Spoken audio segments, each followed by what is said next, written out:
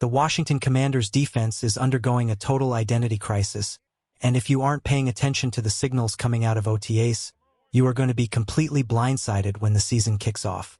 There is a massive, high-stakes battle brewing in the secondary that could either turn this team into a legitimate defensive powerhouse or lead us straight into a defensive disaster. Before we dive in, smash that subscribe button if you want the fastest NFL updates on the planet. We are talking about the elusive, high-pressure slot cornerback position. Everyone assumes they know who is going to step up and claim that spot, but the coaching staff seems to be playing a much deeper game. There is a tactical evolution happening right under our noses, and it's about to change how we view the modern NFL defense. But wait until you hear exactly who the coaching staff is grooming to take command of this unit. Let's look at the facts. In recent practices, we have seen guys like Mikey Sainristil and Amick Robertson almost exclusively taking reps at outside corner. Now, the common fan might look at that and say, well, obviously it's because Trey Amos is still recovering from that brutal injury he suffered last season. And sure, that's part of it. But if you think the plan is just to slide one of those guys into the slot the moment the roster is healthy, you might be missing the bigger picture entirely.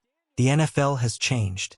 We are living in a league dominated by heavy personnel packages.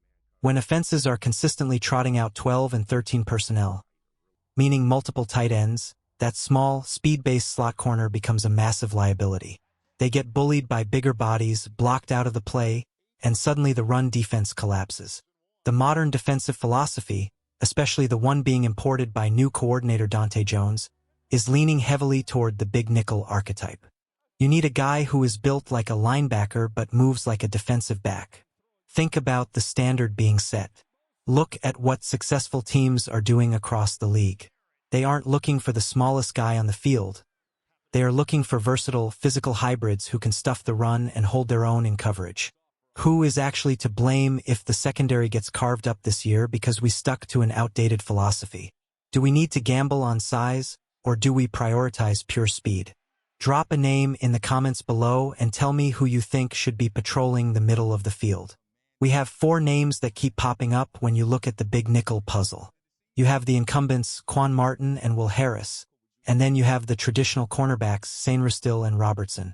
The coaching staff is looking for a specific type of physicality.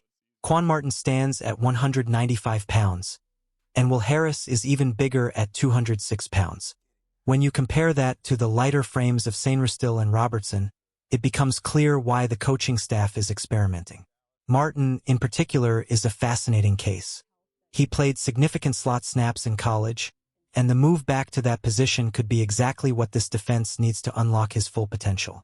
He has struggled at free safety, but moving him into the slot, his natural habitat, could result in a total masterclass performance this season. Will Harris is another interesting piece of this puzzle. He has logged extensive time as a slot corner throughout his career.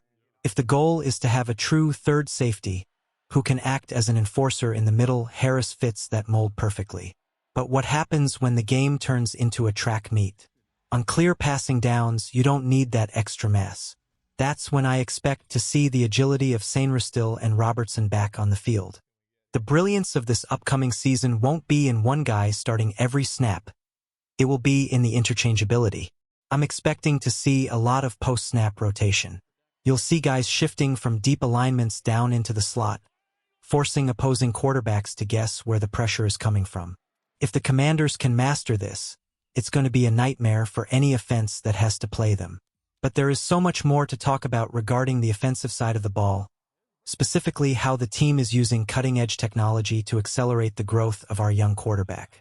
And honestly, the steps being taken by the defensive signal caller are even more shocking.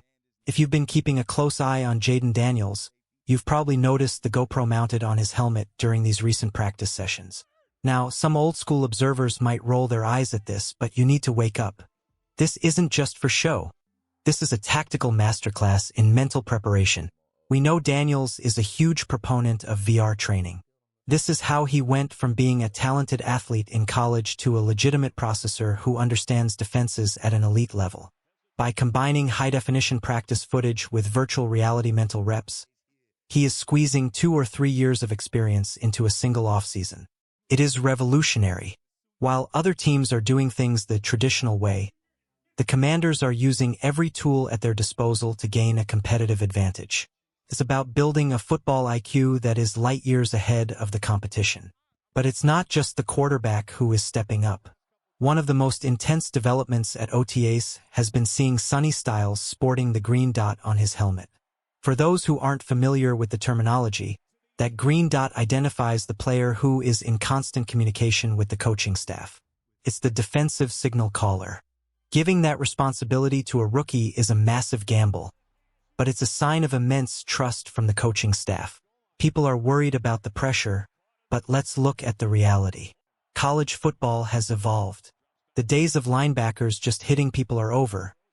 They are now tasked with managing complex communication systems. Styles is coming into this league with a level of preparedness that simply didn't exist for rookies a decade ago. He is essentially the extension of Dante Jones on the field. If he can manage the front seven, call the adjustments, and keep everyone organized, the defense is going to operate at a much higher tempo. It's an aggressive move, but in the modern NFL, playing it safe is how you lose. This isn't just about one guy. It's about a cultural shift in how this team handles adversity and preparation. Whether it's the constant rotation in the secondary, the high-tech training for the quarterback, or the baptism by fire for the rookie signal caller, the energy in Washington feels different. It feels like they are building something that refuses to be ignored. The upcoming mandatory minicamp is going to be the next big chapter in this story.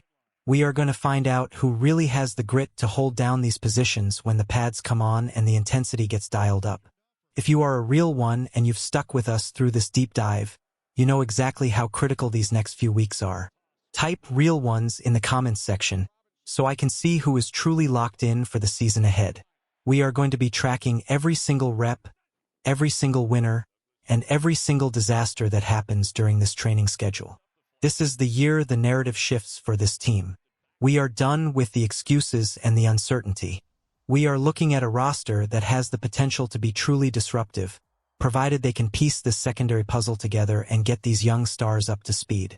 Stay tuned, because the path to the season is going to be wild, and we are going to be here to break down every single play, every single coaching decision, and every single highlight as it happens. You don't want to miss a single second of this journey. The season is fast approaching, and the Washington Commanders are preparing to raise some serious hell.